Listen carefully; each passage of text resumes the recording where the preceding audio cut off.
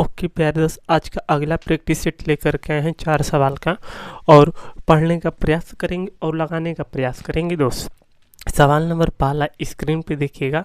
बोला है प्रश्न प्यारे दोस्त कि 4% प्रतिवर्ष की साधारण ब्याज प्रणाली के तहत कितने वर्ष में रुपया 1500 रुपये दोगुनी हो जाएगी।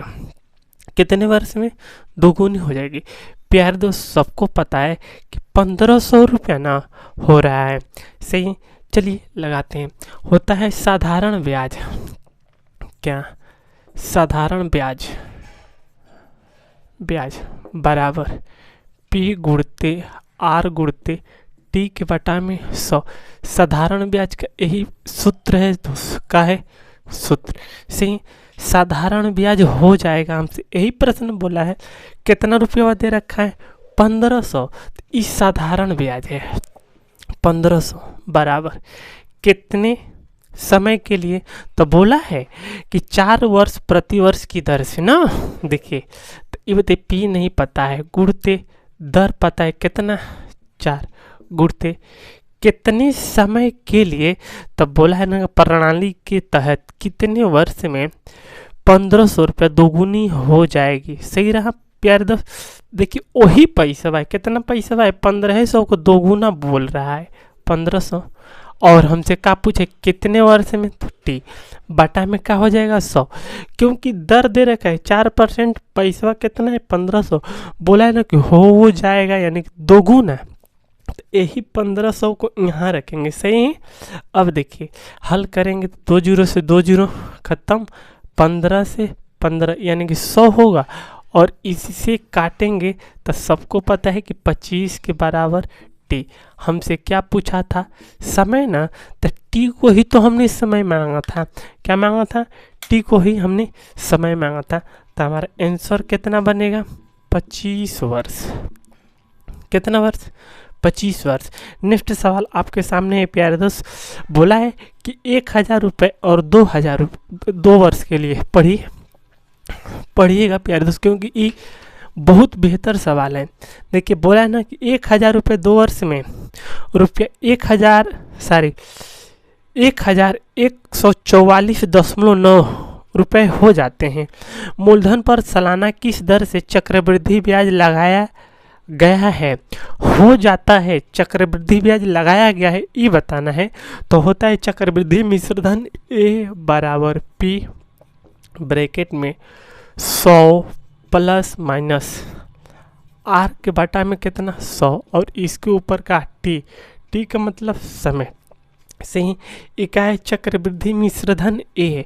कितना चक्रवृद्धि मिश्रधन दे रखा है, तो 1144.9। देखिए 1144.9 सही बराबर P।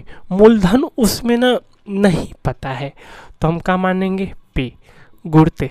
देखिए 100 प्लस R का मान दे रखा है, कितना परसेंट नहीं दे रखा है, तो क्या लिखेंगे R बटा में 200, और समय का मान दे रखा है कितना वर्ष, तो यहाँ पर लिखेंगे 2 वर्ष। इसी को हल करेंगे। देखिए हल करेंगे ना, तो इस दशमलव को हटाएंगे,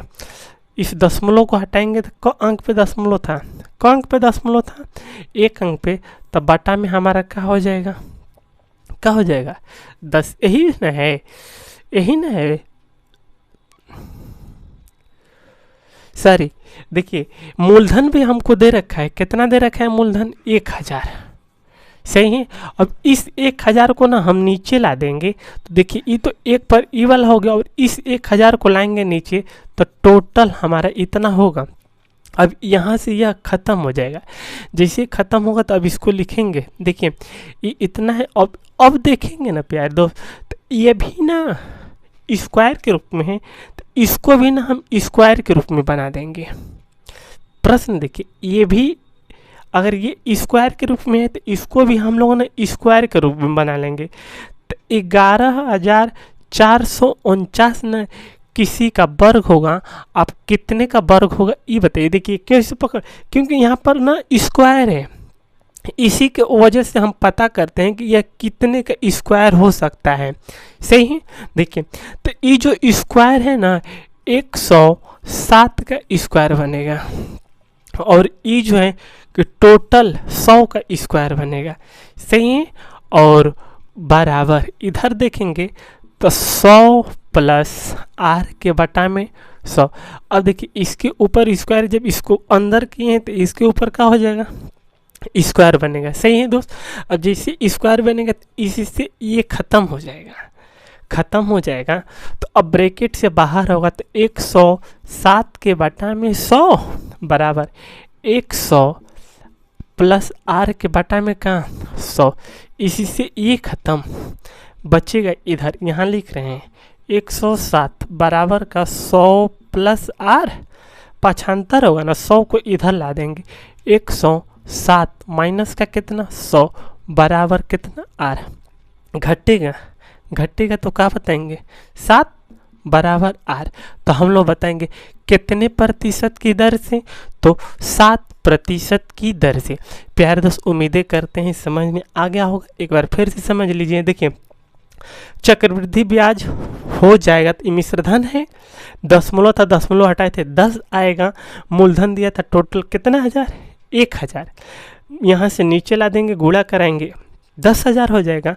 स्क्वायर है तो ये भी स्क्वायर किसी का होगा, स्क्वायर निकालें तो 107 के बटा में 100 यानी कि स्क्वायर बराबर स्क्वायर से स्क्वायर कटम, ये ऐसे था, नीचे वाला 100 से 100 खत्म, पक्षांतर कर दिए हैं, आ जाएगा आपका कितना आर। नेक्स्ट प्रश्न आपके सामने है, सवाल बोला है कि एक पानसारी की 4 महीने में क्रमशः 200 रुपये, 2,500 रुपये, 3,250 रुपये, 4,250 रुपये की बिक्री होती है। 3,500 रुपये की बिक्री औसत बिक्री प्राप्त करने के लिए 5वें महीने में उनकी बिक्री को कितना होना चाहिए, 5वें महीने का पूछा है। तो ये बताइए, पहला हो गया मैं, दूसरा, तीसरा, चौथा, पांचवा का नहीं पता है ना। एक महीना में वो कमा रहा है 3,500 रुपये, सही।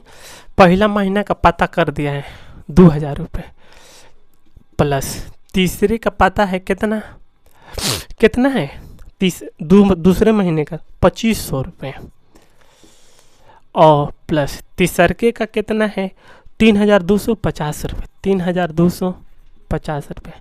चौथा का कितना है, तो बोला है कि 4,250 रुपये, 4,250 रुपये, सही। पांचवा का नहीं पता है, क्या हो जाएगा, ये क्या हो जाएगा यक्स, इसके बटा में पदों का योग बटा में पदों की संख्या बराबर वो पांचों का मिलाकर के एक महीने में कितना कमा रहा है 3,500 रुपये, इतना कमा रहा है, कितना कमा रहा है 3,500 रुपये, सही। तो अब 5 से गुणा होगा, देखिए इस सबको जोड़ेंगे तो 12,000 प्लस यक्स बराबर इसका इसमें गुणा करेंगे ना तो 25 को 5 डबल जीरो, ये 5 3 15 16 17 यानी कि 17,500 रुपये होगा, सही। इसको इधर हम भेजेंगे तो मिलेगा यक्स बराबर 17,500 माइनस का कितना 12,000, सही है, कितना 12,000। अब लिखेंगे यक्स बराबर 17,500 रुपये से 12,000 को घटाएंगे तो देखिए कितना मिल जाएगा, हमको लग रहा है कि 5,500 रुपया मिलेगा, कितना मिलेगा 5,500 रुपया, और यही आपका क्या बनेगा आंसर बनेगा, क्या बनेगा आंसर बनेगा, सही है दोस्त। समझ में आया है तो ठीक, नहीं तो कहिए फिर से समझाने का प्रयास करते हैं, नहीं तो नेक्स्ट सवाल कहिए तो पढ़ते हैं, सही।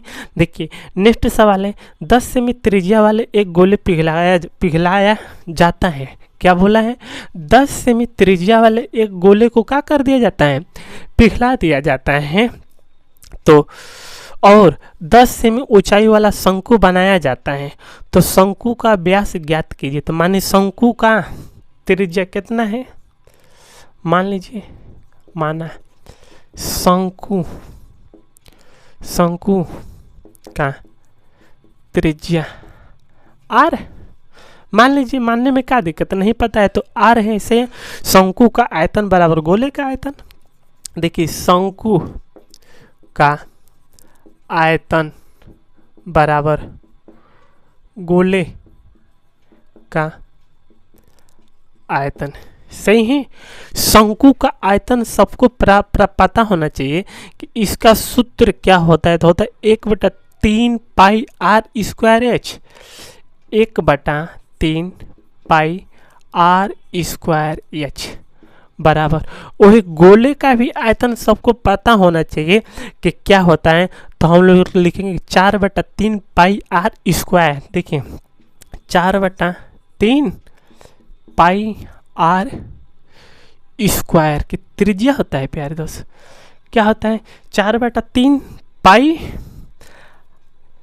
त्रिज्या, यानी कि आर का क्या होगा, क्यू होगा, क्या होगा, क्यू होगा। सही है। अब देखिए इसको क्या करेंगे, बोला है ना कि उसकी ऊंचाई कितना सेमी है, 10 सेमी है। तो ऊंचाई का मतलब ये चाहिए ना, तो लिखेंगे 1/3 पाई गुणते सारे आर का स्क्वायर गुणते एच का मान दे रखा है कितना 10 बराबर 4/3 पाई गुणते आर, आर का स्क्वायर। सही है। क्या है, आर का स्क्वायर। सही है। यानी कि त्रिज्या भी इसमें दे रखा है दोस्त कितना 10। सही है। और यहाँ पर क्या होगा ऐसे। सही है। अब देखिए करेंगे हल, तो यहाँ पर ना पाई से पाई कट जाएगा। सही है।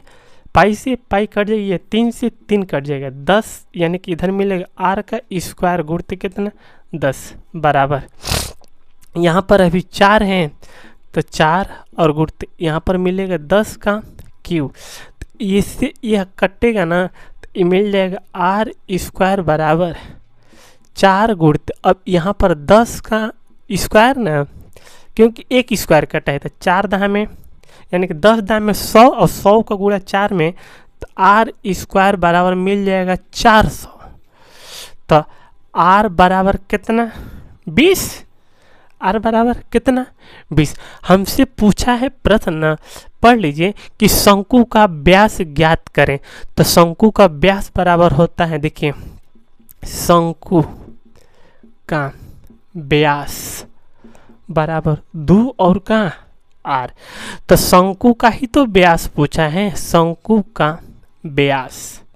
तो ये बताइए बराबर 2 है तो 2 लिखेंगे, गुणित आर का मान कितना निकाले हैं 20, तो 20 दूना के 40।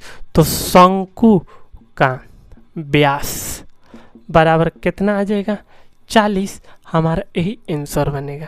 सही। मिलते हैं नेक्स्ट वीडियो में, बने रहिए हमारे साथ। जय हिंद जय भारत।